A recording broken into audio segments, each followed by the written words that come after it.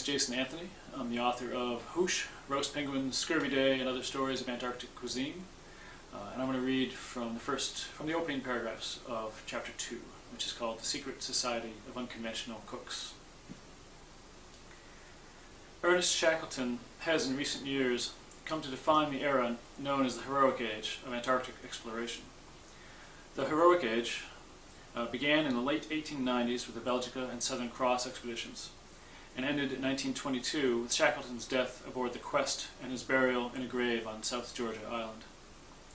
The period is known for a few famous, dramatic, nationalist efforts by Shackleton, Robert Falcon Scott, and Roald Amundsen to be the first to stand at the blank spot in Antarctica known as the South Pole.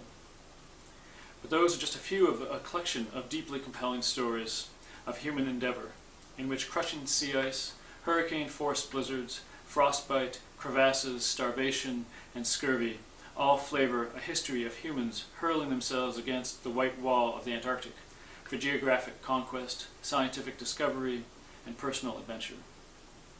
Nowhere in Western literature, as historian Stephen Pyne has written, is there a more compelling, sustained chronicle of life, humanity, and civilization reduced to their minima.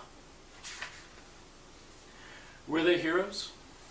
If the requirements for heroic status include a willingness to attempt the unknown, extreme effort without recourse to assistance, a desire to risk one's life for one's country, or inspiring leadership in crisis, then there were plenty of heroes in the heroic age.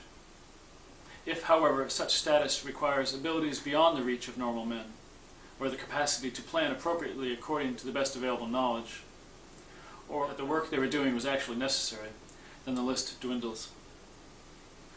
Much of the perceived heroism owes as much to how the explorers told their story as to what they accomplished. The most popular Antarctic explorers are those who wrote most lyrically about the experience in their books.